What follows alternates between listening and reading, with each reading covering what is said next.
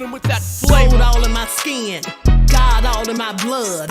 Kings all in my circle, you touch one of mine and you're done. They show no love for the queen, why you hating on me? Is it cause I'm free and I got Malcolm X in my jeans? I got dreams like King Luther, shed blood like Kunta. You ain't helping my people, I ain't got nothing to say to ya. I want all the smoke like hookah. Talking reparations, America won't be great until they give us compensation. I'm like, I'm the hottest right now. That's See right. a bunch of lames out here trying to jock on my style. They be doing too much. I'm the queen, it's too easy. It's like they all at Popeyes, how they be talking so greasy. Real slick. I just sit back and laugh while these haters get madder. So nefarious how they don't want my pockets with cheddar. I tell them they can do better. These snakes in the grass can leave a bite on your ass, cause y'all be trusting too fast. I got my foot on the gas, other one on they necks. Dropping receipts on haters, you better show some respect. I'm never facing regrets, we only facing the threats. Running through every challenge like a relay, break no sweat. It's a cold game, so I got that blanket with me. Now that my people awaken, ain't no going to sleep. I do not play by my piece, this time I'm playing for keeps. You talking slick, but when I see you like them ends, we gon' meet. And I got gold all in my skin, God all in my blood. Kings all in my circle, you touch one of mine and you done. They show no love for the queen, why they hating on me? Is it cause I'm free and I got Malcolm X in my jeans and I got gold all in my skin, God all in my blood. Kings all in my circle, you touch one of mine and you done. They show no love for the queen, why they hating on me? Is it cause I'm free and I got Malcolm X in my jeans and I got...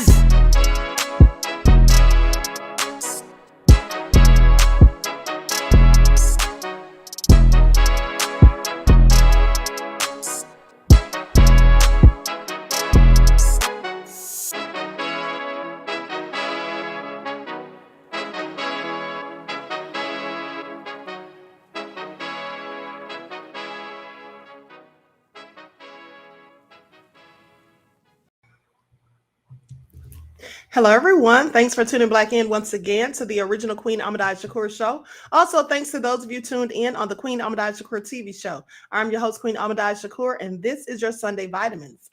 So as you're coming in, please feel free to go ahead and subscribe to the channels or unsubscribe. But if you do subscribe, be sure to click that notification bell and click the word all so that you're notified each time the Queen Goddess goes live. Don't forget to follow me on Instagram at Dr._A_Shakur. Also on Twitter at DGoddess27 and TikTok at Dr. A. Shakur. Okay, so let's get into it. Hello, Hundia. Desmond's in the house. Byron B. Kenyetta, Mr. Hotel. All right. Shout out to my moderators putting in work. Okay, hey, Mickey Bricks, Nessie X. Williams in the house. Pearly, Mia Lynn. Okay, D. Griffin, Sheila Fields. All right, Buckhorse DC is in the house. Silent D. Dr. K. Sampson, Tania. Okay, Lamar, I see you, beloved. Ishmael. Okay, so let's get into it. Shout out to everyone in the chat and everyone tuned into the Queen. Listen, I don't want to be on here all night because Taharka is going live tonight with the receipts at 10 o'clock Eastern Standard Time, okay? So I'm just going to segue on into that. What I'm going to be doing tonight is showing you a history of agent behavior. Now, I'm not going to show all receipts because there's too many to show in this time that I have, in an hour and a half. But I'm going to be bringing up some things that I've already shown you that you've already seen, but to refresh in your memory. And for those of you who missed it, this may be your first time seeing some of these things. So let's get into it without further ado. Everyone, please get the likes up. Please go ahead and like and share. Y'all know they have the Queen Shadow Band. All right. They have the Queen Shadow Band. So let's get into it. Now, first thing I want to talk about is this. I've told you all before that these people that are, these government informants, these so-called agents of chaos or whatever you choose to call them, they are not original or authentic. They copy things from elsewhere all the time. Okay? Now, I'm not saying Bussy Rick is 100% an agent, but I absolutely believe that he's 100% an agent. I'll say that much. But let's talk about Grandmaster Jay. You see, Grandmaster Jay had some things in common with Bussy Rick. You may remember that we all found out that in fact Grandmaster Jay actually ran for president 2016. And not only that, he actually sat behind Trump at a rally. And in fact, Bussy Rick was the one who showed that receipt. Now, here's the thing. We also know that Bussy Rick himself talked about running for political office. Do you all remember that? One's in the chat for those of you who remember that Bussy Rick himself said something about running for political office. He did say, however, that he may not run or wouldn't run because they would likely dig up his old mugshot. Do you all remember that? How he said he wouldn't run because they might dig up his old mugshot. Got ones in the chat. Okay. Yep. Ones in the chat. People do remember. Okay. So I'm not crazy. He clearly said it. And then and Marcel said he would back him. Yes, he absolutely did say that. And so I want you to pay attention to that, because here's the thing. The same person telling people not to vote is a person who would later want their votes. Someone who had the idea of running for a political office. I just want y'all to pay attention. That's hypocrisy, and that's contradictory within itself. Okay? But as I said, these people that are suspected agents, they always have things that they copy from other places. For example, Grandmaster Jay, his so-called real name, at least the one that they put out there for him, is John Fitzgerald Johnson. John Fitzgerald Johnson. That sounds like John Fitzgerald Kennedy. Okay, pay attention. His name, Grandmaster Jay, sounds like Grandmaster Jam. All right?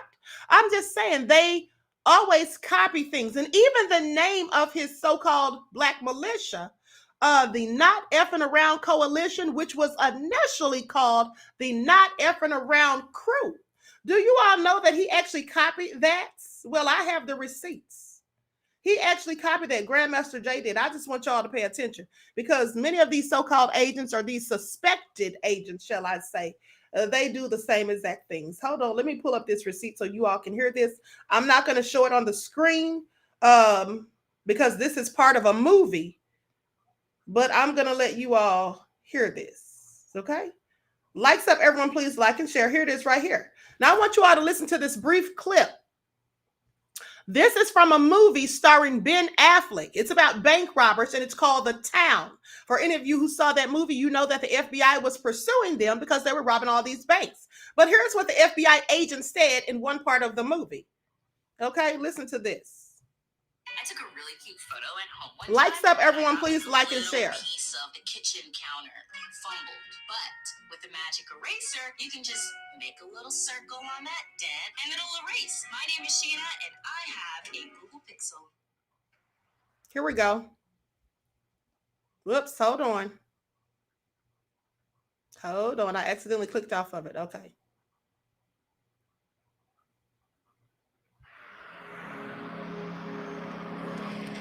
You print the inside of the van?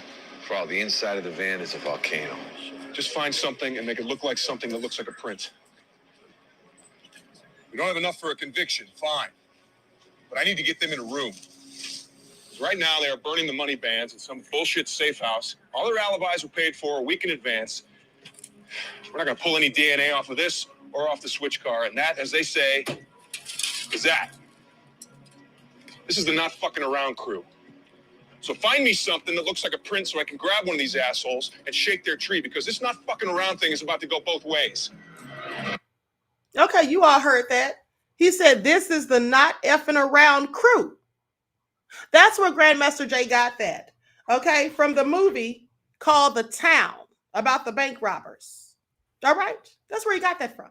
The not effing around crew. See, when he first called them that, I said, this sounds familiar. I've heard this somewhere before. And that's where I heard it. So again, like I say, they always copy things from elsewhere. This is what these suspected agents do. Now, let me just show you this, because Bussy Rick also copied several things. Pay attention. There's one thing that he copied. You see that? The FBA flag. Well, it looks a whole lot like this one. All right. It looks a whole lot like that one. But also, hold on. So does this. Okay. This is the Chinese flag and the old Russian flag. Now you see the stars are the same, the two axes crossing, just like this sickle and this instrument here. Okay, all very similar. So even his flags. But hold on, there was another. Hold on, let me pull this up real quick. Here it is. Let me send this to my emails real quick so I can share this on the screen also. But like I said, they always are copying things from elsewhere. Now let's talk about this, some of the lies that he has told. Now we know that recently, when he claimed that he slapped or smacked Taharka, right? He said that he was afraid, because Taharka flew from Baltimore and came to do something to him and showed up at the museum with a gun. What you should ask yourselves is, how did Taharka fly from Baltimore with a gun? Do they let us bring guns on planes these days? I have questions. How did he get a gun in his possession if he flew from Baltimore? And don't forget that he did have a body camera, which we know, and he said that himself. So you had a body camera and a gun, and you're going to incriminate yourself by recording the whole thing? Well, of course not. That makes no sense. But also remember that Bussy Rick said that Taharka posted a picture of him in a coffin like he was dead on social media. And then I reminded you how D. Tubman, likely at Bussy Rick's behest, posted a picture of Taharka as though he were dead prior to the video or the picture that Taharka posted. But in the picture Taharka posted, Bussy Rick was not dead in a coffin. Here's the picture right here. That's the picture he posted. Does he look dead to any of you? Does he look dead to any of you? He was raised up out of the coffin talking trash. That's what the meme was about. It wasn't about him being depicted as dead. Here is the picture of Taharka that D. Tubman, his own Bussy Rick's own moderator, posted. Y'all want to see a dead body? Now that's a threat, okay? Because the day that I saw that, I actually screenshotted and sent it to Taharka, and I said, I take this as a threat, okay? I take that as a threat. And so at the end of the day, Bussy Rick is just painting narratives. But hold on. Let's just go to some of the other information that has been dropped on him. And let's talk about all these people that are exposing him. Okay, let's talk about that, because his minions want to say that certain people are haters and all this and that and agents of chaos. They show no basis for their claims. They show no proof, evidence, or receipts of anything that would lead one to think that the people exposing him are in fact agents of chaos. And I find it also interesting because you see, Bussy Rick went and tried to file restraining orders on two different people. He tried to file restraining orders, but if the things that all of us were saying about him were not true, why didn't he just file a defamation lawsuit like Taharka did on him? Why didn't he say that we're all lying about the stuff we're saying? He didn't say any of that. And that's because it's true. Okay, I just want you to pay attention. His minions can say whatever. They can't explain why he isn't trying to sue somebody for slander. I mean, he did say that he's taking out cases on all these Negroes. That's what he said, right? Hold on. Let me see which one of these I want to pull up first. Okay, here it is. Let's pull this up. I'm going to share my screen.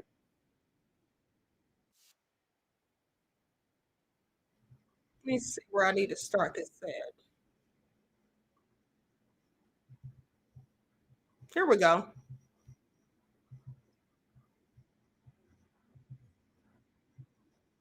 This, my friends, is called buck babbling. Get a restraining order, and the tenant's name, the woman's name was on the order. It was really for them, but I had to put my name on and say, yeah, I'm scared of the nigga too.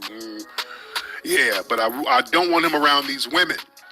So the judge basically, after all the stuff we went through in court, the judge was like, well, look, you named... Tawik! I'm so confused, Tawik. You mean to tell me that the super pro-black king of FBA himself is out here filing restraining orders against another black man on behalf of some Mexican hoes? Oh, it's my tenant. Wait a minute. You're filing a restraining order for a tenant that is about to be gone because you need to open up the Hidden History Museum in February. We got the transcripts. This guy has been exposed. Okay. So he said that he basically lied, said that he wasn't really afraid of Brandon, that he was filing it for the female tenants. Those female tenants were no longer even in the building when he went to court. Okay. Just days ago. But here's the thing. What was his excuse for filing or trying to file a restraining order against the natives? No religion. Okay, remember that guy? So let's pull that up. Okay, here we go.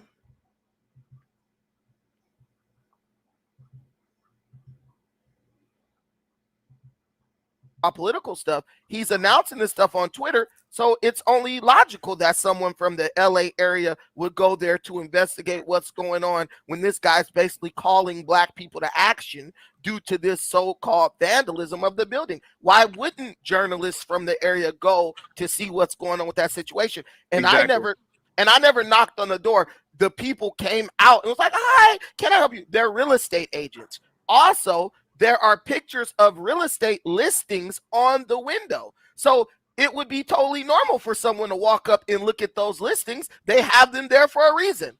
So it's a public space that operates, interacts with the public. So I don't think he has a case on any of that. Plus, obviously, I didn't vandalize his place. He's a public figure. People stand in front of Justin Bieber's house all the time. Nothing happens. No one gets taken to court. So yeah, exactly. He's gonna lose. So tell me about the crying. Tell me about the crying. He was crying in court. Well, tell me about that. For everything that I was accused of, the lawyer made sure to lay it on thick and ask him, how everything that I allegedly did made him feel. And he said, "Oh, I'm terrified of Richard Bautista. I am mortified of Richard Bautista. I'm scared. I'm scared to come out of my house. That's why I didn't show up to court. That's why I did the Zoom thing and the phone call thing, because I feel like I'm going to be ambushed if I walk out of my house. I think this person wants to shoot me." And he just kept saying he was scared. Yeah, but the guy talks so tough on the internet, but then he's like, "I'm mortified." And anybody could tell that you guys weren't there to physically accost Tariq, even at the Power 106 because he announced he wasn't even going to be there, and you still showed up. So we know that was BS. But his lawyer was able to basically cross-examine him? Yeah, in front of the judge, for like a good 15, 20 minutes. Oh, wow. So the lawyer was just like, "Yo, why do you feel scared of this guy?" and all that. And the judge is just sitting there listening to Tariq. And did the judge seem to believe anything Tariq was saying? The judge was extremely annoyed and just kept asking if they were done yet, pretty much. That's it. So the judge, go ahead. And I mean, every time they said something, I didn't want to be rude and just be like, "Oh, objection, hearsay," or whatever. I just let them talk, and I just let them say everything they needed to say. But for every accusation, I started pulling up my own exhibits that I provided, his lawyer. And I by the time they were done talking, I had the whole desk full of my exhibits, just ready to talk. So by the time it was my turn to say something, the judge literally looked at me and said, "I don't need to hear from you, sir." He just knew it was bogus. Yeah. I don't find sufficient evidence, to place this restraining order. This is what happens when you have activists or public figures kind of go at it. So case dismissed. And I was just like, bye. Right, because I think the judge is wise enough to know, okay, this guy has a YouTube channel. Like in our case, he has a YouTube channel. I look at it. There's a shitload of videos on there about all types of stuff with black people. This guy has a YouTube channel. I got the number one exhibit I need, which is Tariq bashing me publicly, doxing me on his channel, Brandon Tucker in Long Beach. I have that clip. I actually ripped it down off of his page. So if the judge asks me, I'm going to say, look, Tariq goes at me. He says all this stuff because I investigate the things that he lies about on the internet. I actually investigate all grifters And of course, they're going to try to use legal action to protect their grift. I'm not there to establish criminality of it, but just to say I have my First Amendment right, I have my Second Amendment right, I have all my rights, and you can't strip me of my rights because this guy wants to run scams in our community. We have a right to defend, the best interests of our community, to operate in the best interest. That's right. So, correct me if I'm wrong. Did he not make a whole ass cartoon and base it on you? 3 episodes. And in the clip he had that I played, which I've already ripped that down too. I already have that in my little archive. He said, "Oh, Bucci's tripping," so he admits that Bucci is me. He's admitted that several times. And I also have a video of my entire interaction at the building. It's on video. It's a video record of it, so the judge can see. Didn't he prophesy, so to speak, that you'd do something to that museum anyway? He foreshadowed. He tried to foreshadow that. But this is all culminating in one thing. Tariq is not going to give up that good money he's making from those tenants to open a bullshit museum and not make any money, which he might not even get zoned for a museum right there because there's nowhere to park, right? Other than the pawn shop's parking lot. So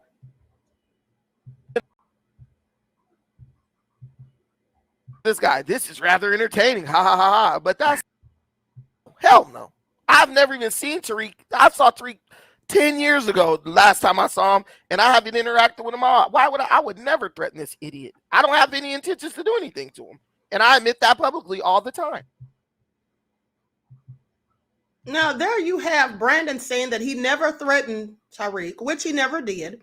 And he admitted publicly that he would not do anything to him. So this whole thing about this restraining order that he tried to get against Brandon and against No Religion, that was just all bogus to get them to shut up. That's all it was, to get them to shut up, because neither of them had threatened him at any point. Now, with No Religion, I do believe that he was trying to say, Buccirik that is, that he was trying to establish the fact that No Religion and people that he deals with vandalized the museum. But if you're going to go to court to try to file a restraining order because of something like that, you have to have proof that this was actually done.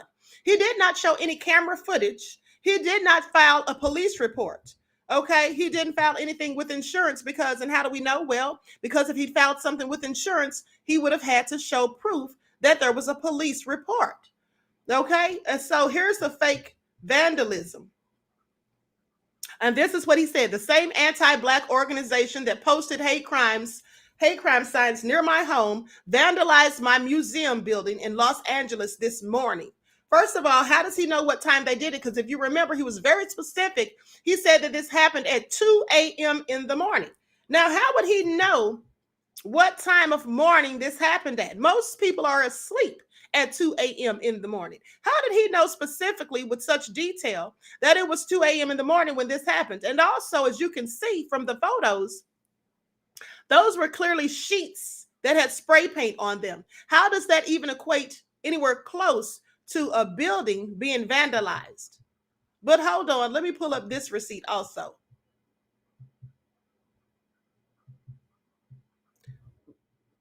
Likes up, everyone, please like and share. I just want you all to hear this because some of you may have missed it.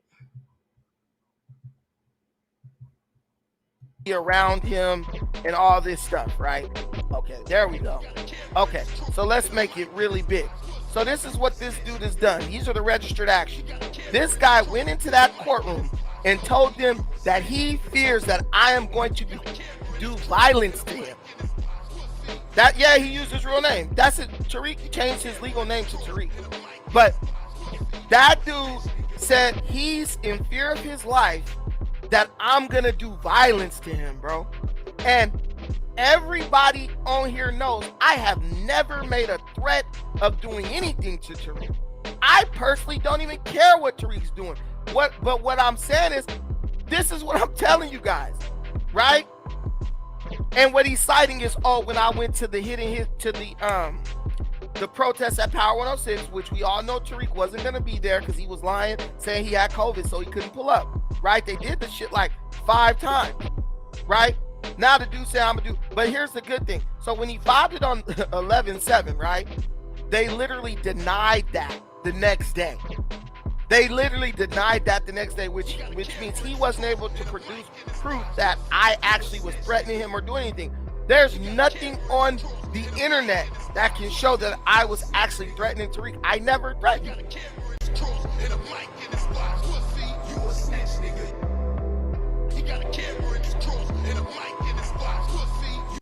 And that's what you would think. You would think he was going after me for defamation of character. He's lying on me.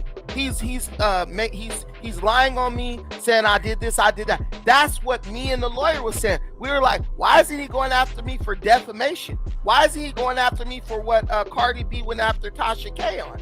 He's not doing that. Let me show you what this dude is doing, which makes this extra malicious. And let me show you what makes this extra malicious, right? This guy is coming after me. So he went and filed this while I was in Africa, right? He did it himself. He didn't have an attorney. He just went into the courthouse and he tried to file this situation. He didn't file this for defamation. He didn't say, yo, this dude is lying on me. Okay, he didn't say this dude is lying on me about how much money I took for the Hidden History Museum. He didn't say this dude is lying on me about how much money I took for the More Us app. He didn't say this dude is lying on me about how much money I took for the Homes for Haiti. That's what Tariq is doing. He doesn't fear me. He doesn't feel like I'm gonna do anything to the Hidden History liquor store. He's trying to sneakily do shit without people knowing. So then if something does happen, he'll probably say, hey, yeah, come over here and meet me right here. And then if I go over there, I don't even know this dude been filed a restraining order on me. Boom, I'm gonna get arrested, right? He's trying to do malicious shit. The reason why Tariq is going after me is because I live near him. I'm in a vicinity to where I can double check and confirm the shit he's saying, whether he's lying or not, okay? I can confirm the stuff he said and whether he is lying or not. He got a camera in his trunk and a mic in his box. You a snitch, nigga. He's been talking to the police. He's been talking. And I think he does that. He's a very unique individual because here's a guy who starts beef and pretends that he is the bully and the roughest, toughest nigga on the face of the earth, right? And then he tells him. It's like the biggest oxymoron and the biggest mind fucking trickery to the public. With, those that don't know think this guy's ill and he's tough. But when you look at it, he's fooled the world. Because he, of course, now he has the lawyer to go and get it before a judge to see if they're going to grant the restraining order. Now, wasn't Tariq saying that I was the one who was going to be going to court trying to sue him and all this stuff? And this proves everything Tariq tries to accuse other people of doing, he's the one who's going to do that. He's doing everything he says. Oh, yeah, this guy's a suspected white supremacist. Oh, this guy's an anti-black white supremacist. No, you're doing the stuff you claim you're doing the stuff that you claim white supremacy is gonna do. We have the proof right there. And you understand, if Tariq had filed a suit against me for defamation, oh, this guy's lying on me, this guy is like disparaging my character, he's making up falsehoods about me, I would say, okay, cool. Let's take it to court. Let's take it to court. Let's prove it. Let's lay it all out. And I would never make another video about Tariq because everything would be open. Everyone would know exactly what this man did with their money. He won't ever do that because Tariq knows to file a defamation suit is suicide for him. That is social media suicide. If that guy gets in a courtroom and the judge says, okay, Mr. Nasheed, prove that I want to see a record. I want to see the funds the donations you collected. I want to see them itemized and accounted for, right? Because Tariq's not pulling this stuff through no nonprofit or nothing like that. He would not dare go in a courtroom and say, this person's lying on me and I have the records to prove it. Tariq would not dare go in a situation where he has to have a book like this with all the records of all the things he's done, where he has to have a folder like this with his tax records, his donation records, what he spent the money on with invoices, receipts, you know, itemized expense list. He will never do that because like we all know, he's getting you guys' money and he's blowing it on luxury items. I've been to that museum. Listen, I'm the reason Tariq bought that museum. And if you want to know, that is why Tariq is after me. Because Tariq is mad that I pressured him into actually delivering you guys something for the $2 million that you sent him, right?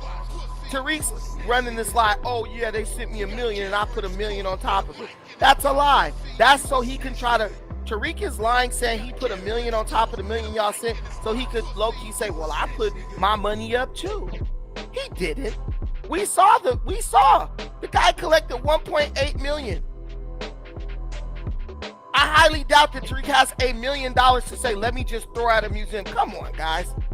Come on. The guy can't even produce a documentary for $80,000 on his own. But all of a sudden he put $1 million up?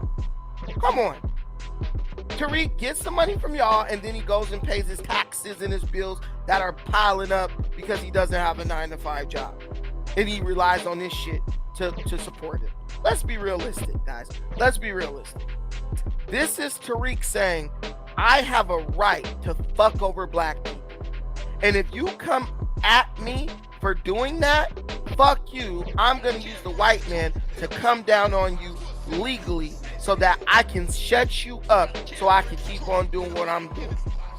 Guys, remember, me and Tariq were on Twitter. We were going back and forth. I told Tariq, bro, just give us an invoice of the More Us app. Just show us where you paid these people $200K to all the money that you donated, where the money you collected went to the objective that you claimed that you were going to use it towards. Show it to the people. I don't got to show you shit. But if he tries to sue me for defamation, guess what? He will have to show somebody shit because he has to prove to the judge that I'm lying. So what does he do? He's like, nah, instead, I'm going to make up a malicious accusation that you're trying to do violence to me. And I'm going to go see if that shit can stick. He tried it himself. It got denied. Now he got a lawyer to try to push that shit through. No matter how much we disagree, I will never advocate for black people maliciously using the legal system against one another. This is the same legal system that was ruling for us to be lynched, redlining against us, taking things from us that we earned, giving us 40 acres and a mule, and then was used to take it back, right?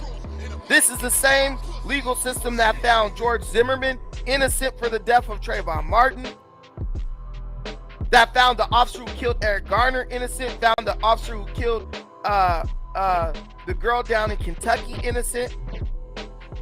So you're gonna go, you are so against white supremacy and the anti-black white supremacists. You're so against them. You are so against them that you will try to maliciously lie and use them against a black man just like you, who has a family just like you. Tariq is the lowest form, he's the lowest life form on earth that exists among black people. A rat who will do anything to survive. A rat who will talk against the white man all day, but then try to use the white man to hurt his own black people. Why? Because we have the audacity to use rational thinking and logic. Because we have the audacity to demand, if you take $2 million out the community, the least you can do is show us some receipts. Black people, the number one group of people that scream about receipts. But when Tariq hold your ass for $2 million, all of a sudden the receipts don't matter.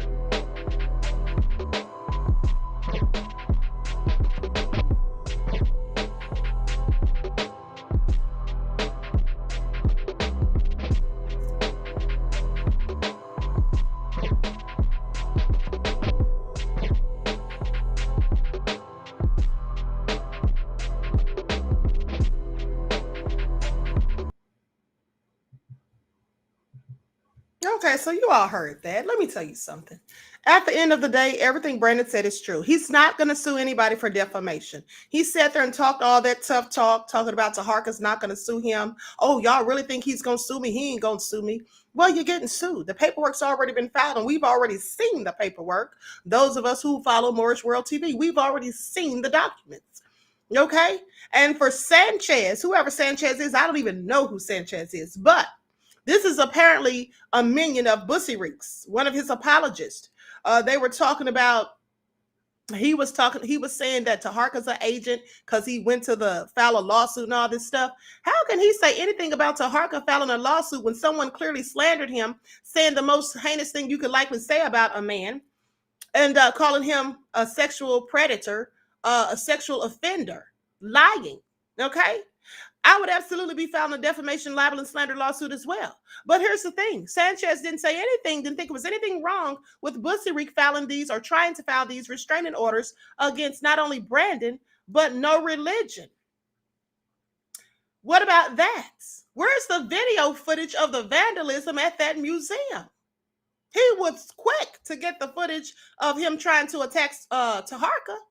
He got that so quick. Do you all know? See, I've worked in security. I've told you all that numerous of times. When I was in college, I worked during security.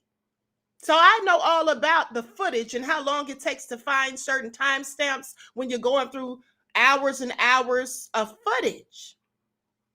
It was less than an hour after Bussy Reek got online bragging that he had slapped the shite out of Taharka. It was less than an hour later that he posted the surveillance footage supposedly from the cameras at his museum. How did he get that footage so quickly? I mean, if the cameras are always rolling, which they would be more likely than not if they were actually, for security reasons, he would have had to go through hours of footage. He would have literally had to go through hours of footage to get to the timestamp for the footage that he was looking for that particular day and time. How do you do that in less than an hour? I'm here to tell you that you can't do that in less than an hour because I've had to do it. When I worked security, I had to go through footage and find certain things, and it took hours upon hours upon hours, okay? When you have these cameras constantly recording. So I find it very interesting. And also, if you notice with the camera, and Taharka's already shown this, that the camera, someone was actually controlling that camera. Okay, because the camera followed them. It panned all the way up the block. When you just have, regular surveillance, it's going to be videotaping right there in front of the building and different angles from the building when you have numerous cameras. Why was the camera moving and following him and Taharka up the block as he walked Taharka down so that he could attack him? And he attacked him or felt emboldened to do that or to try it because he had backup with security and police across the street. Who besides a whole thug that works with the police or with the federal government would be trying to attack someone with the police right across the street? But hold on, let me just show the footage. Hold on, before I get to that, let me pull this up. Likes up, everyone, please like and share. Let me pull this up real quick. And then I got to show this footage that Taharka showed. Here we go. This is more footage from Brandon. Okay, this is from Brandon's show. That there's nothing they could do. So what? Go to his quote unquote museum. My work here is done already. I stopped talking about Tariq when I went to Africa, then came back and saw he had put a restraining order on me. Taharka Bey had picked up the mantle and was talking about Tariq. I was done with his bullshit. I don't care about what he's doing. So I was already over it, and I had to just get back into it because he tried to put a restraining order on me. Go ahead, Robert. Yeah, no, I was just gonna say, keep your foot on his neck, man. Don't settle or ease up, cause shit. I grew up with roaches, and if you know anything about roaches, nigga, you gotta kill them bitches for real. You can't just hit them one time. You can't leave one antenna intact. They might send a signal to another roach. Word. Hey, thank you. I appreciate it, man. Have a nice one. Go ahead, Yasmin. Yeah, I just wanted to talk about Tariq promoting his new grift, but I think it's crazy how he's he filed a restraining order on you, but he's calling you a snitch. Like you just can't make this stuff up. Man, you cannot. You want, like, that's the whole thing. Like, just in this, what's happening, people should be able to see, yo, this dude is a con artist. Like, everything he tell us we can't do, everything he criticized other people for doing, he's literally doing it. And you know it's retaliation. And you know what that mean? That mean I hurt him. That mean the shit I did hurt his ass. And I'm happy to know that. I go to bed every night with a smile on my face, knowing that I was able to be a thorn in the side of this damn grifter. And he lost his 10. I'm glad he lost his damn 10. He deserved to lose his 10. He deserved to lose money so he could see how I feel when somebody do something that impacts you and it makes you lose money. I don't feel sorry for Tariq at all. Thank you, Yasmin. Golden Jaguar, the man who I should have had in court with me. Yo, this shit is hilarious, man. I used to support Tariq for years. For years. And now I see what it is. Trust me, if Taharka Bey lived in California, Tariq could be filing restraining orders against him too. Oh, facts. That's a fact. Man, and listen, also, I think somebody like Taharka Bey, that nigga might get excited because he loved doing research and presenting evidence and shit. He think he a lawyer already, shit. So he'll be happy, nigga. I'll go up in there. Hey, Taharka Bey will fry that dude. I'm not gonna lie. Yeah. Taharka Bey will fry that dude. My lawyer fried his ass, not barely even trying. Taharka Bey will cook this guy to a light crisp. You know, like. So, I'm telling you, man. The next time y'all go to court, you can run it by your lawyer. Just say, I want to ask one question. If we required to tell the truth in this courtroom, I want to know what that man's birth name is, as it says on his birth certificate. Facts. Bottom line. Hey, yeah. Who is it going to be against? Tariq Nasheed? This is what I'm asking the judge. So if you grant the restraining order, is it against Marcus Vincent Thomas or is it against Tariq Nasheed? Like, let me know that just to be clear. That's what I'm gonna do. I'm gonna ask because he has two names and several aliases, and we don't even know this guy's real name. So we don't. Yeah, we don't. Right. So now, with that all being said, how are you gonna call somebody a snitch when you tried to file a restraining order against them? How are you gonna say that Brandon ran from you after court when you were at court because you filed a restraining order against him? And let's talk about him lying and saying that he was trying to file it on behalf of the female tenants, because here's what an attorney said. Let me pull this up. Here is what an attorney said. I just want y'all to pay attention. I'm going to share my screen because I already told you all this myself last week. And I'm no attorney, but I did go to school for criminal justice. So I know a whole lot about the law, more than most. Okay. And so here it is right here. This is what it says. The question was asked, can I take out a restraining order for someone else who needs the help but is too afraid? Now, pay attention because Tariq said that he went to take out the restraining order for the tenants and that he just had to say that he was scared too. Okay. Well, if that's the case with Brandon, why did he also try to take out a restraining order with no religion? Why did he try to take one out on him? Was that for the tenants too? The lies just keep piling up. That's all I'm saying. Now, right here is what the attorney said, and this was posted April 23rd of 2010. The answer to the question by the attorney's name is E. Alexandra Golden. And this is what she said. She said, unfortunately, you can't get a restraining order for another person unless you are the person's guardian. Okay? However, here's what I want you to do. Call the state's Elder Protective Services hotline. Now, see, that's what I already told you all. That you can only get a restraining order for someone else if it's your child. Or if it is, in fact, an elderly person who may be disabled, may not have all of their cognitive skills, and you are taking care of them and someone threatens them bodily harm. And then you, as their guardian, would be able to do so. You can't just go and file a restraining order for someone because they're your tenants. Okay, you just can't do that. So that's all cap is what I'm saying. But here's the funny thing. None of his minions ever question him, but they have so many questions for me, Taharka, and anyone else, Brandon, who exposes him. Okay? They have so much to say about us. What are y'all doing? What are y'all building? Don't ask us what we're doing and what we're building. Why don't you go ask Bussy Reek what he's doing with all that money that he got for the Morris app and for Haiti? Why don't you go ask him about that? Why don't you go ask him why he didn't tell you all that he had tenants in that museum when he so-called purchased it? Why don't they ask him that? But you know what's interesting is now he posted something recently on social media saying that his ancestry traces back to Nigeria.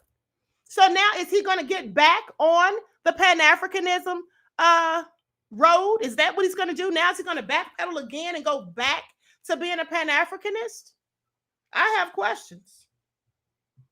Hold on. Let me pull this up. Everyone please like and share.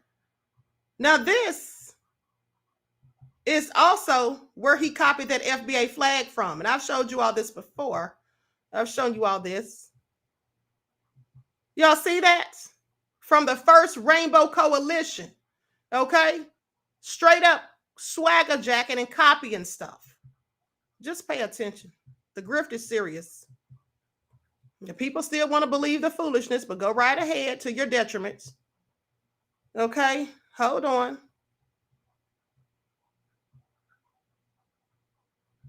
Now here's another panel conversation. I'm going to play the audio from this. Let me put something up on the screen. I'm not going to show this. I'm just going to play the audio. Everyone, please get those likes up. Please like and share.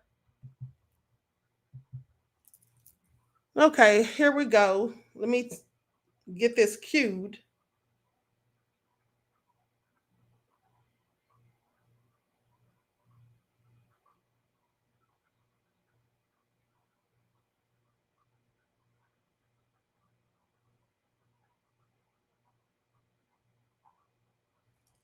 Okay, here we go. I even called you, I think text you, and they even apologized about what happened on the channel. Right. And if you said, hey, I'm like, okay, you know what? Let's just get in the ring. Right. I'm always quick, like, we can just get in the ring. I ain't got to follow with that. What's up? You know what I mean? We don't need no cameras or nothing. Because I want to know what happened. You know what I mean? So, but I would publicize something like that. I don't get it. I just think that for him it's publicity. I think it's just publicity for him. Yeah, so go ahead, Jay Lion. I'm going to get that room and then we'll close out in about 19 minutes. Yeah, I mean, I agree. And I'm thinking, like, you know, as far as, like, I feel like he's too old to be doing all this type of stuff. Tyreek, not she. So my thing is that, you know, because I'm trying to think, you know, I came in, you know, later. So I'm thinking, what is all this drama between him and Pan-African about anyway? I mean, what is all this stuff about over the Adolf thing and Pan-African? Is that again? Well, yeah, and maybe I could speak to that. So, in my personal opinion, where we've tended to find with Tariq Nasheed is he is identity fluid, right? We know that there's a concept of being gender fluid, but he's identity fluid. When he first came out, he was making a claim that we were more. Then we were Native Americans, we were Aboriginals, we were Indigenous, and now it's for FBA. So I think that's one issue that we need to be cognizant of. I think the second issue is that I would argue that what Tariq Nasheed does is similar to what many and the Black conservative, most conservatives do here in America. They create a solution in search of a problem, and the solution that they have tends to always be rooted in them being able to make money out of it. Right. So what we tend to find is that he says that there's a problem, and then he has a product to sell. Now, I mean, I'm not against anyone being a hustler, creating products, being an industrialist, being a capitalist. Get your money through your thug bizzle. But if you are serious about someone engaging in actual work to help restore African people to their traditional greatness, then you have to question, okay, how is this really benefiting us? Or are we simply, of course, lining your bank account? Yeah, I understand that, but I was trying to say what's the drama between him and Brandon, like how they distort, no? Yeah, Dynish, you got a little more background on that? On what? On what happened? How did the beef between Brandon and No, I guess Brandon has been kind of on Tariq's dome and, calling out Tariq. And then Brandon found out where the location of the museum was going to be. And he pulled up, took a video. This is going to be where the museum is going to be. And then Tariq went and filed a restraining order, which at first I thought was a joke because Tariq, pulled up on Tommy Sotomayor, how he's going to catch the fade with Umar Johnson. And so I'm thinking Tariq didn't do that, but he did. So, they had their first court date, which was about a month ago. Then they just had the second one on Friday, and Brandon won the court case. But like I said, what bothered me, and I was like, okay, we got to talk and have a conversation about this, was when Tariq approached Brandon with the two non-FBA bodyguards. And then accused Brandon of running when Tariq's the one that tried to file the restraining order. Right. And then goes on social media and pretty much calls Brandon a coward, and that why would I pull it up on you? You ran with his two non-FBA bodyguards next to him. So, that's I'm like, okay, you know what? Let me talk to Brandon. How about y'all just settle it like men in a ring? Because he's calling out your manhood. After he filed a restraining order against you. Because like I say, when somebody files a restraining order against you and you in that courtroom, you're playing the victim. You have to make a compelling case as to why you believe this person is a potentially dangerous and would do you harm. Like, you have to state emphatically that I believe this person, if they are allowed to be in my presence, I believe they will seriously harm or try to kill me. You have to, and if you don't, you lose the case. But that's the basis of why you have it, how you get a restraining order. So, and then even before all this happened, I even asked Brandon, hey, Brandon, how about you and Tariq just have a conversation and sit down and work things out? You know what I mean? So, So it seems like Brandon. Because the thing is, J-Line, Tariq and FBA, they're always talking about how non-FBA are an FBA business, but then Tariq brings non-FBA into the business against FBA. So I'm like, all right, come on, that's a problem. Right. You're not practicing what you're preaching. So right. So that you're being a hypocrite. Yeah, because I know the history. Because I know he came out with he was on MTV, made and stuff, and he had that Mac lessons and all this type of stuff. Somebody was on MTV made and teaching dudes how to do all that. But then I saw that he jumped on the bandwagon with the Hidden Color series, and he was like, "Oh yeah, African people and all this stuff, and showing all this type of stuff." Then I know it seems like he just jumps on wherever the thing is. Then the next thing you know, he's switching up all over the place. Then he was like, I think I saw some video where he was in Africa. Then as soon as that Black Panther movie came on, then he went on with bringing up this I think that's a great point, Selassie. I think that's a great point. Yeah. It just seemed like he just tried to look up for the next thing. Like he's not really trying to help the Black, people. I mean, in America, it seems like he just gets on the trend and tries to make money. And I think that's what Brandon's trying to. I guess he's trying to expose that. So it's kind of basically trying to say he's disingenuous or something like that. So. Okay, so with that all being said, y'all heard it. He hops from one bandwagon to another. Why don't his minions ask him about that? How you go from being a Pan-Africanist to hating Africans and talking against them and spewing division. How you sit there and say that people that are non-FBA should not be in FBA business, but then you show up at court for your FBA business with two non-FBA bodyguards or agents, whatever they were. I just have a lot of questions. Okay, can anyone explain that? But hold on, here's footage from Neferkari T. Dessalines. Pay attention.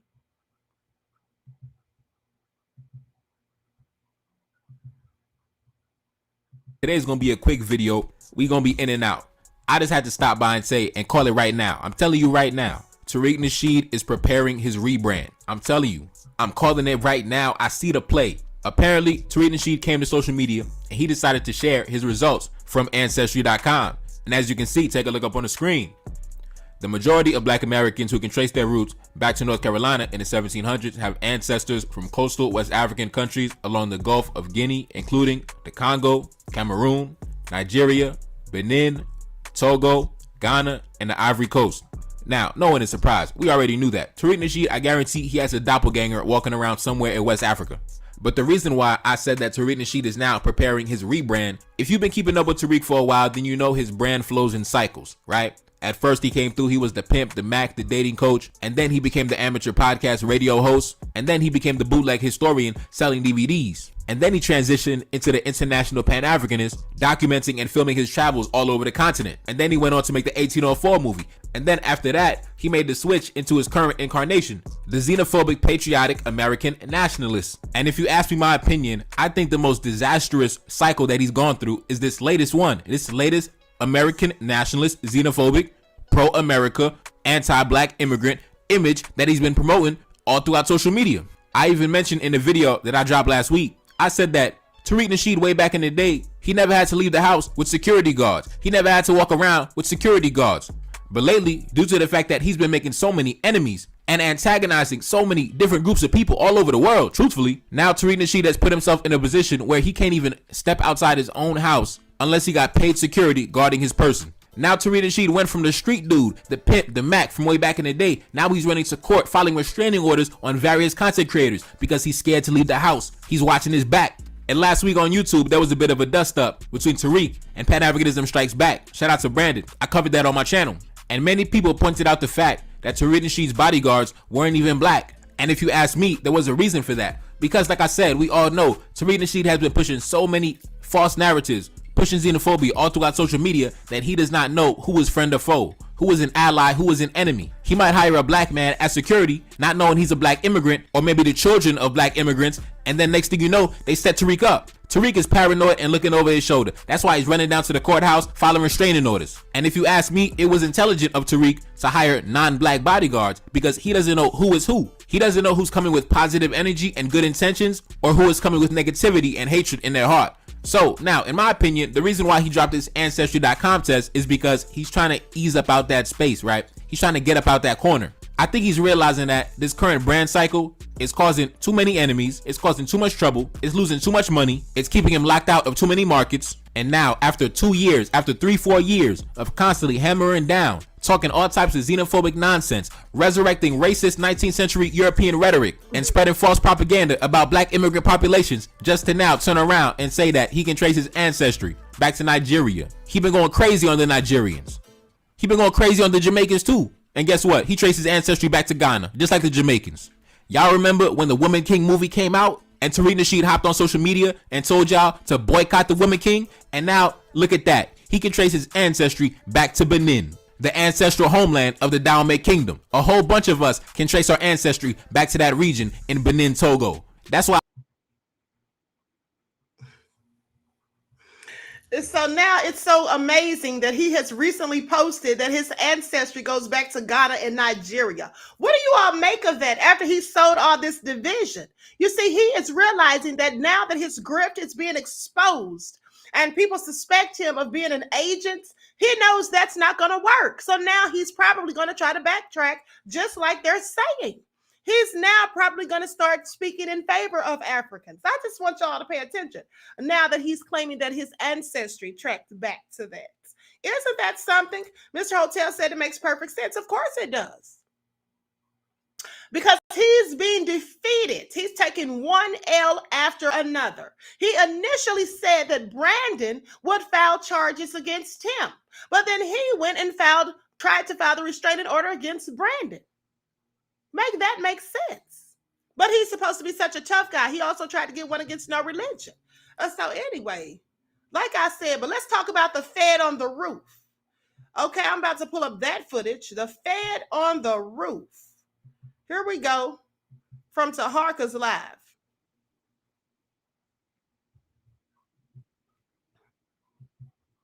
Likes up, everyone. Please like and share. Thank you in advance.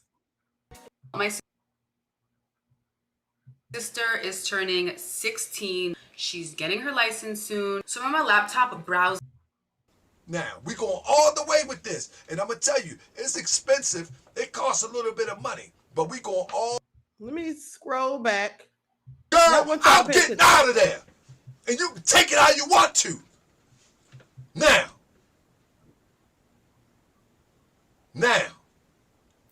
somebody told them I was coming. Only a few people knew I was coming that day. So I already narrowed it down. I'm pretty sure my phone was pinged also.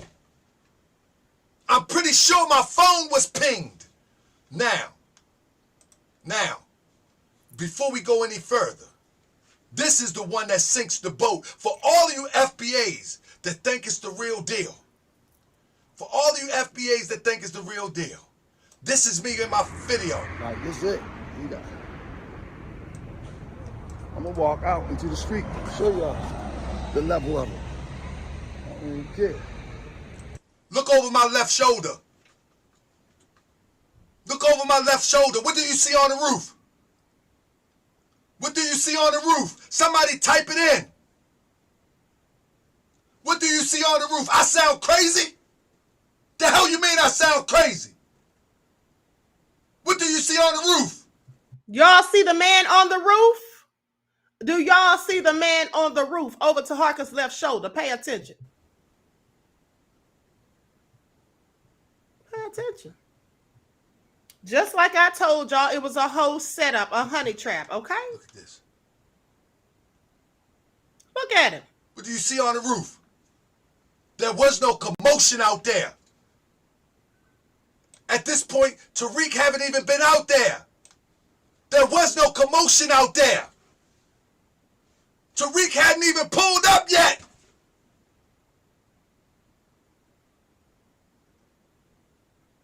If the feds was on the roof, somebody says cameras everywhere.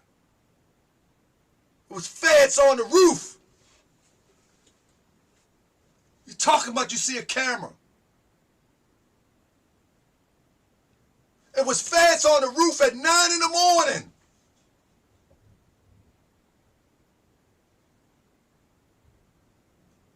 What are you talking about? What are you talking about? It was the feds on the roof at 9 in the morning, waiting for me to pull up. I told y'all that it was a whole setup. See, I told y'all. I said after Bussari came on there bragging, because here's what you need to pay attention to. These suspected agents have no problem with starting trouble in front of the police and making threats in front of the police. They have no problem. If you remember, Grandmaster Jay was down there at the All Eyes on Bree protest. And what did he say in front of everybody? And this was all caught on camera and shown over the news. He said that if they don't get justice, then they're going to come back and they're going to burn this MF down. That's what they said. That's what he said. They're going to burn it down. And the police didn't say anything. When he was on live talking about kidnapping a mayor and his kids and throwing them in the trunk, the police didn't press charges. They didn't lock him up for terroristic threats. When he talked about deleting some of his own followers if he found out they were infiltrators, nobody said anything. Right there at the formation in Stone Mountain, I was there gathering footage. Now, he said right there in front of the police and everybody that he would delete some of those people if they were doing the wrong thing and they were working with the police. The question is, why was Grandmaster Jay, who was supposed to be so pro-black and such a revolutionary, why was he working with the police all the time? Why was he always working with the police? Did the Black Panther Party for Self-Defense ever coordinate with the police? No, they didn't. No, they didn't. No, they didn't. Hold on. Let me pull this up just to remind those of you who forgot. And then I'm going to show you something else from Taharka's Live. Likes up, everyone. Please like and share.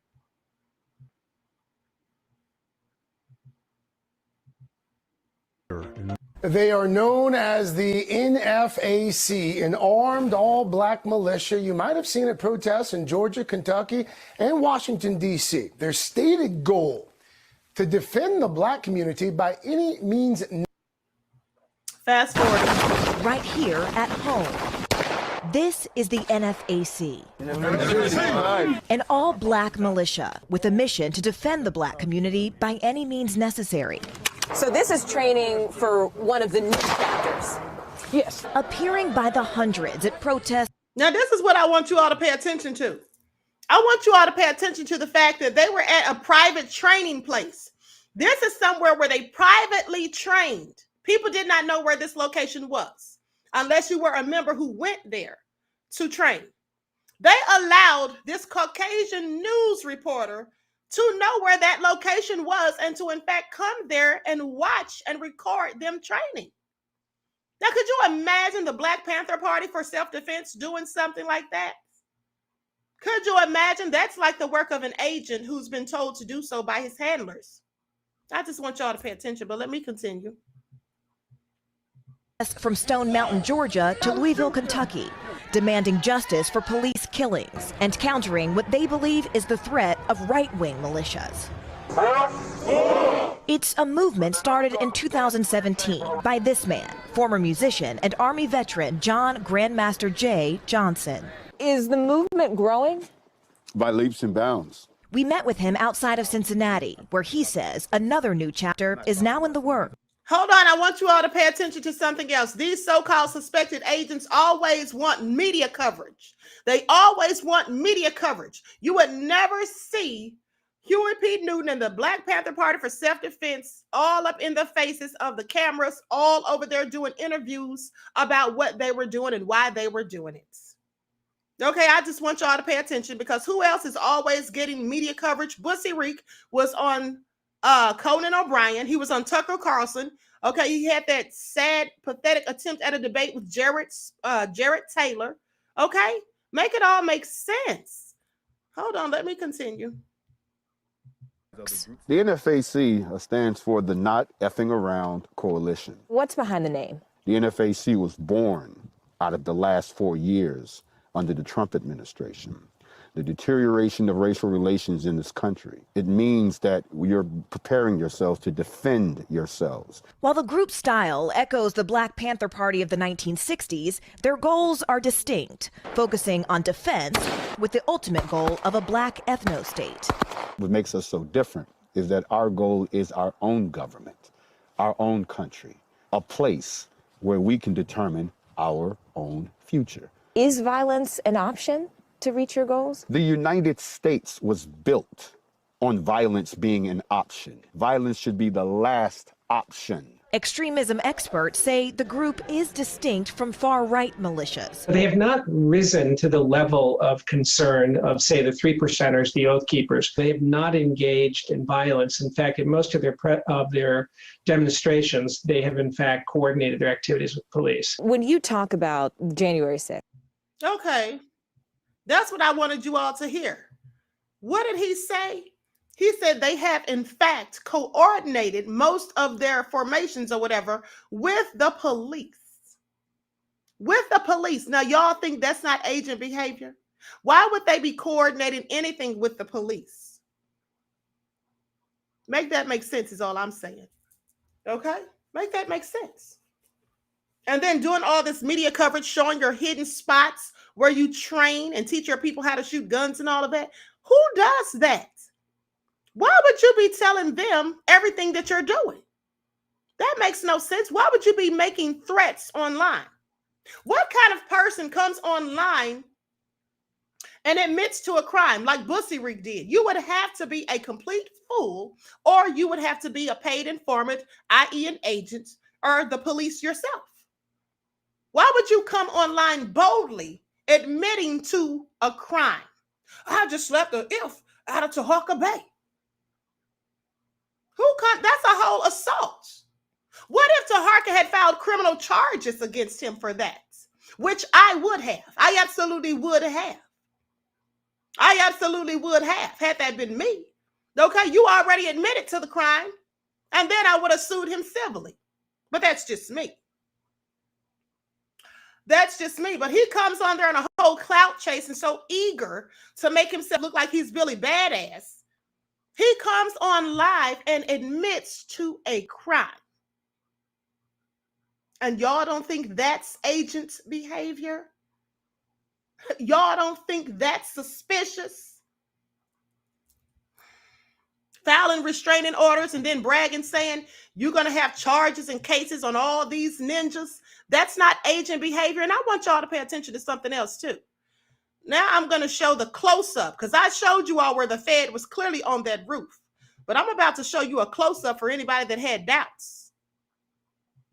I'm about to show you a close-up so you can see it real good. Because there was definitely a federal agent on that roof. Let's get into it. I'm about to share my screen. I'm about to wrap this up because Taharka's going live at 10. Make sure you tune in and you don't want to miss this. I promise you, you don't. And they don't take care of the woman. They're a simp. That's what you call a simp. You know what I mean? That's all it is. That's what you call a simp. But with that being said, family, tomorrow on the show, family, what we're going to talk about. Hold on. Let me share this with you real quick. This is from last night's show. What we're going to talk about tomorrow. Let me blur it up a little bit for you first. Let me blur this up for you real quick. All right? Let me blur this up for you real quick. All right. I'm going to blur this up for you real quick. 1 second. All right. Give me 1 second, family. I want to see y'all in the building tomorrow, if you're able to, at 10 o'clock tomorrow. Because tomorrow, what we're going to talk about, if I can find this picture real quick, what we're going to talk about is something that everybody is going to be blown away about. I guarantee you. Give me 1 second. Everybody's going to be blown away about this. I'm looking for it right now. Anyway, I ain't got to look too much further. Let's do it like this. Let's do it like this. Family, tomorrow we're going to talk about the guy on the roof. Here is he, right here. This is the guy on the roof. Right here. We zoomed in on him. We know that he is the folks. We know what that is in his hand. We know that he's working with Tariq. Allegedly. And we're going to break this all the way down tomorrow. So y'all make sure y'all tune in. Y'all make sure y'all tune in tonight. Because when he's saying tomorrow, he's talking about tonight. Okay? Let me tell y'all something. That's why it is so smart. It was so smart and quick thinking on Taharka's behalf not to engage Bussy Reek. Okay? Bussy Reek swung at Taharka because he knew that somebody was on that roof. He knew that his bodyguards were across the street and so were the police. He knew that no matter what, if Taharka swung on him and beat his behind or whatever, he knew that Taharka was not going to come out on top if he had fallen for it. And this footage that we have seen that Tariq produced would have never been shown. The only thing that would have happened is he would have given his side of the story, and Taharka may not have lived to tell his side. Because why was that person on the roof? What were they going to do with that gun? What were they going to do with that gun? I think they were going to take him out. Okay? And they would have made up a reason to be justified. They would have said what Tariq is already saying, that Taharka flew all the way from Baltimore, came there to start something with Tariq, had a gun, because that's the lie that Tariq is telling. But hey, how do you get a gun from Baltimore on a plane to California? Why would you wear a body cam if you're going to do something harmful to someone? So you can record yourself? And for those fools who said that Taharka was an agent because he had on the body cam, let me tell y'all something. If we all don't know right now, by now, that it is imperative to wear a body cam when you're dealing with people like this, okay? Because at the end of the day, just imagine if Taharka didn't have on that body cam, we would never be able to see that footage of the federal agents on that roof. That's why we can see it all clear as day. That's right, Dumbstan. Exactly. Said clear as day. Yes. We could see it clear as day. So I tell you what, none of the minions of Bussy Reek can deny or dispute these facts. That's what they can't do. They can say whatever they want to say as far as insults are concerned, but they cannot dispute any of these receipts. We've all seen the footage. What do they have to say now? Mysteriously, they're quiet. Now they're quiet. They had so much to say days ago when they thought that Bussy Reek slapped Taharka.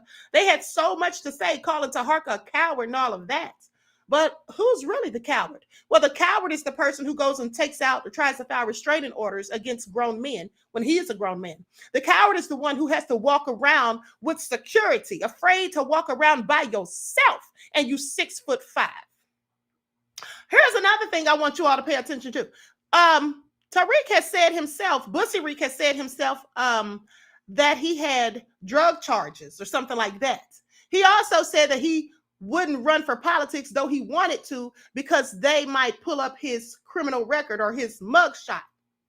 So here's the thing. If he's a convicted felon, which he's alluded to himself, why is it that he has posted video footage, or his moderator D. Tubman has posted video footage of him firing guns?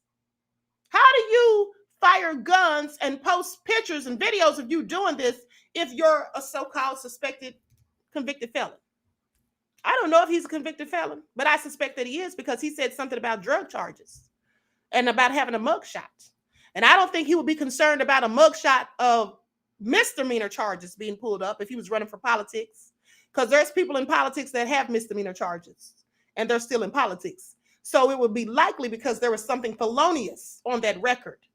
So if you are a convicted felon, why would you be posting boldly video footage of you firing guns? Felons are not allowed to carry guns. Okay? More agent behavior as far as I'm concerned. That's all I'm saying. So with that all being said, I'm going to conclude this broadcast. I want to thank you all for tuning back in once again. Please like and share. Oh, you know what? No. Before I close out, let me let you all hear this. Hold on. Is this it right here? Yeah. Let me let you all hear this real quick. This is a Twitter space that Bussy Reek was in. And I want y'all to hear again how Pen and Paper roasted him. Okay, with facts. And then we'll close out. Pen and Paper.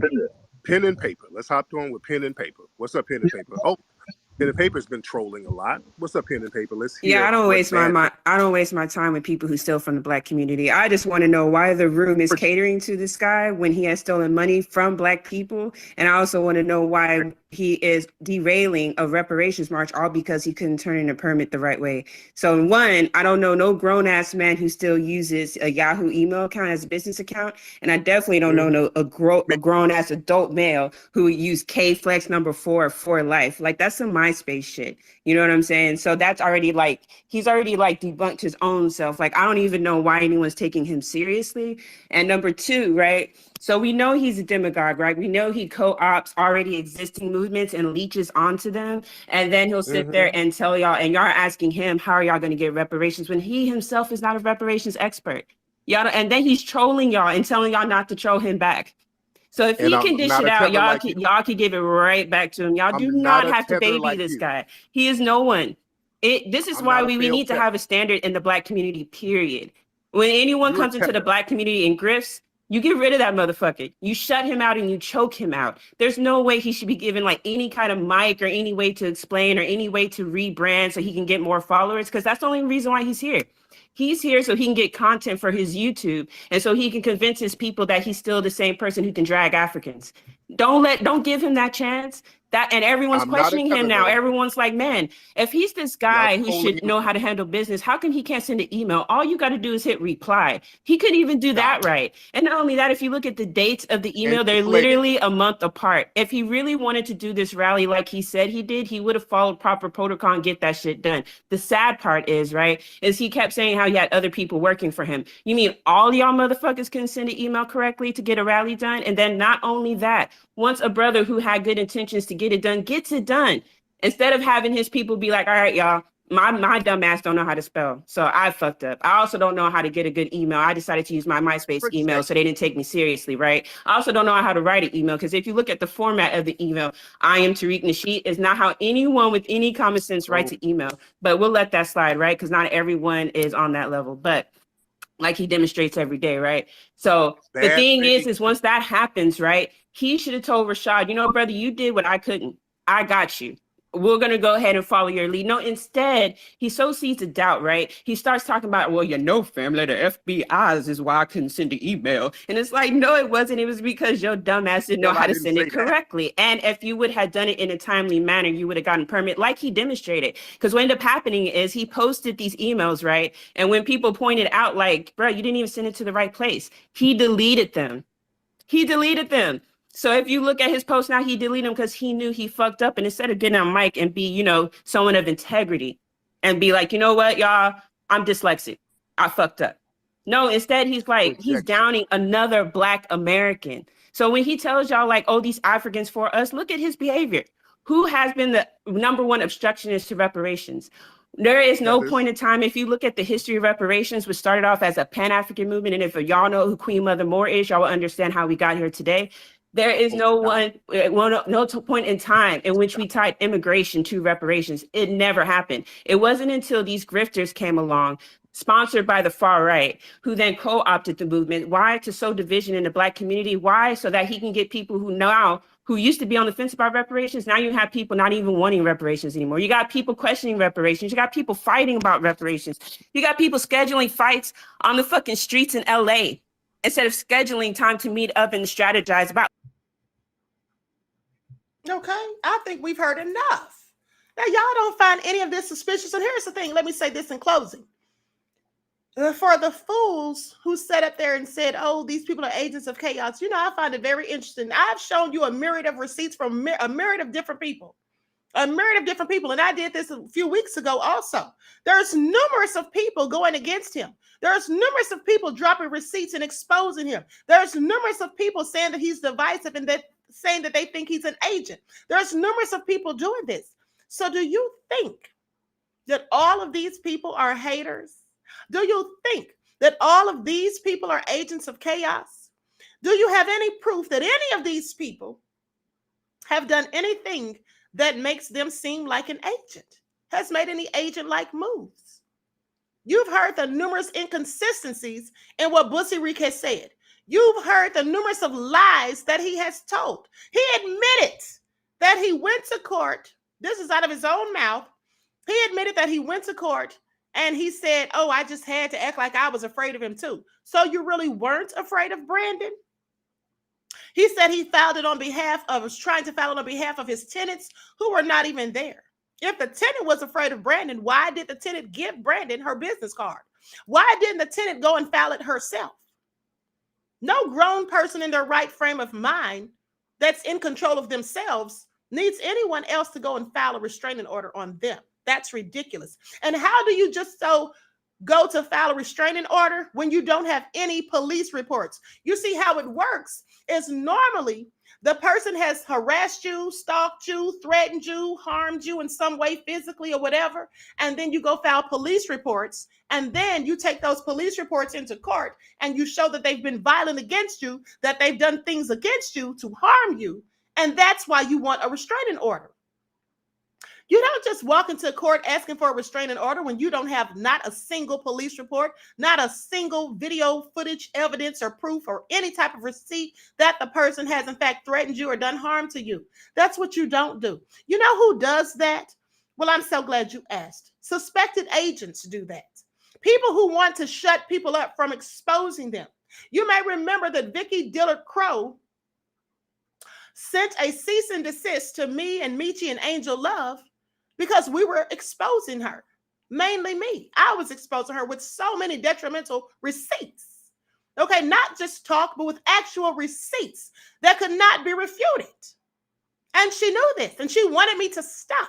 So she sent that cease and desist to try to get me to remove videos and to shut up. But I wouldn't shut up and I wouldn't remove videos. In fact, I kept talking and keep talking because I knew that everything I said was absolutely 100% true.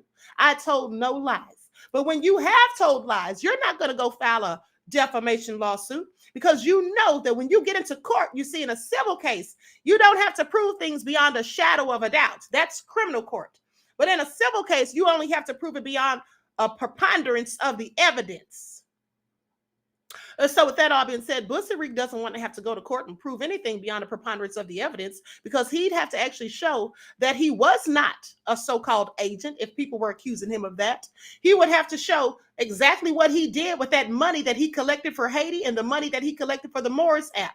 He'd have to show the receipts of all the money he collected for that museum and exactly what he did with it, and if that museum is in fact paid in full, or if he has a mortgage on it, and if he had tenants in there and all of that. He'd have to show all of that proof and evidence. He does not want to open up that can of worms. So instead, like Brandon said, he went and filed restraining orders to try to silence people. Okay, that's what he did. He went and filed restraining orders to try to shut people up because people were affecting his pockets by exposing his grift, and people were also blowing his cover. Okay, because if he is in fact Agent 007, that would be a good way to blow his cover, and then the feds don't need him anymore. Now, I'm not saying he is Agent 007, but I sure think that he's Agent 007. All right, pay attention to how I choose my words carefully. Okay, so with that all being said, I'm going to conclude this broadcast. I want to thank you all for tuning back in once again. Please like and share, subscribe to the channels if you have not done so already. Be sure to click the notification bells and click the word all so that you're notified each time the Queen Goddess goes live. And also keep this in mind. The video that I did the other day showing you all how all of these so-called people that Busseric claims to follow their teachings and all of that, how every last one of those people was absolutely for the liberation of Africans, and they also were Pan-Africanists, okay? Dr. Frances Cress Welsing, I forgot to mention her that day, but Dr. Frances Cress Welsing, there's video footage of her speaking for the liberation of Africans. Okay, so when he's sitting there trying to compare himself to these people, he should not do such, because at the end of the day, these people were absolutely in contrast, okay, or they were contrary to the ideology that he in fact promotes, which is divisive tactics, the same tactics as wanton supremacy. That's what agents do. Agents do the same thing as wanton supremacists. Agents spew the same racist rhetoric and foolish talking points as wanton supremacists. And I want you all to pay attention, because for all of these minions of his who want to sit there and try to defend his foolishness, these are the same people that will sit there and talk down on Candace Owens. How is he any different from Candace Owens? She spews the wanton supremacist talking points for them against Black people. He does the same exact thing. How is he any different from Al Sharpton? How is he any different from Roland Martin? How is he any different from Candace Owens? How is he any different than Stephen A. Smith? He was talking trash about Kanye too. Remember when Kanye was telling the truth? He was talking trash about Kanye. Did y'all remember that, or did y'all forget? He also was recently talking trash about Tyree Nichols, said that Tyree Nichols loved white women and talked down on Black women. Well, doesn't he love white women, and didn't he talk down on Black women? Can he make it all make sense? I don't think he can. And so with that all being said, likes up, everyone. Please like and share, subscribe to the channels if you haven't done so already. Thank you in advance. Until next time, beloveds, I will talk to you all again soon. Peace.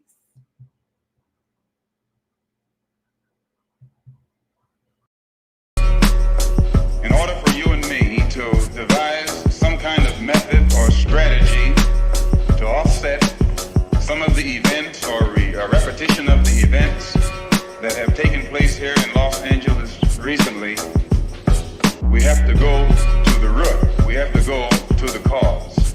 Dealing with the condition itself is not enough. Dear Mr. Massa, I'm just trying to mind my own business. What's the matter? It's just another day, another Black king captured. I'm about to lose my brain, stuck inside this ghetto rapture. I got a lot of smoke. If you want it, you can have it. They want a hat trick, but this is Black girl magic. Ain't talking about the kind that'll make you disappear, but I'm talking about the power of the melanin within. Ain't looking for trouble, but I'ma say this one time. I put 2 dukes up if you try to touch mine. We still want justice for Tamir and Trayvon. You say you don't see color, but racism ain't blind. They targeting little kids whose skin look just like mine. So I'm paranoid, it's a war zone outside. And I'm a Black queen, so if you ask me to step out of my car, you gon' have to snatch me. Cause I ain't going no damn well. Had to spend my whole life living unfair. Ancestors got my back and they right here. You can never understand, it's a nightmare. living in my black shoes by the black rules. You can keep your handshake, I don't dap coons. The white man will go nuts if he cash you, but you all on his side like a damn fool. Make it make sense. We are oppressed. Queen. We are exploited. We are downtrodden. Make it make Queen. sense. We are denied not only civil rights but even human rights. Ahmadiyyah. So the only way we're going to get some of this Ahmadiyyah. oppression and exploitation Queen. away from us or aside from us is come together Queen. against the common enemy. Who taught you to hate the texture of your Ahmadiyyah. hair? Who taught you to hate the color of your skin? Ahmadiyyah. Parents, pay attention to the books, the school system, even to your little children. Lies mixed with wisdom. His skin too bright, so he was blind to the prison. My skin just right, so I collide with division. You trying to pray to God, but we tired of religion. No savior saving, we got to save our savings. We used to pay miss, how we gon' make the slave rich? But who's to blame, and tell me why you complaining? We need a team effort just to rule the nation. Like a bad relationship, missing communication. We missing moderation. They're trying to get a poison to my population. No reparations, I'm getting tired of Satan. We are oppressed. Queen. I'm getting tired of waiting. We are downtrodden. Queen. We are denied not only civil rights but even human rights. Ahmadiyyah.